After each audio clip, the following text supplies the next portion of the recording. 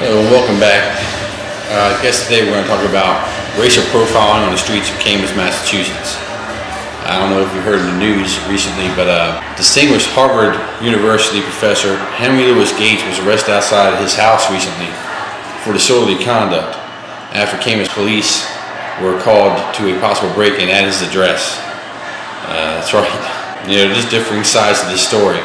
The arresting officer, Sergeant Crowley, states that Professor Gates was extremely disruptive, did not follow his directions, and was belligerent towards him.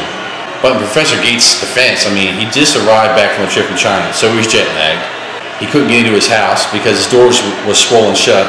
He had to break in, and then his neighbors called the police on him. He was not having a good day. You know, he said this was an incident of racial profiling, and that this wouldn't have happened to a white man.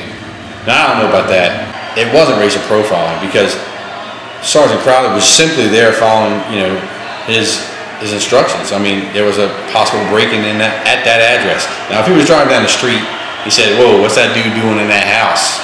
And then the incident went down. Totally racial profile.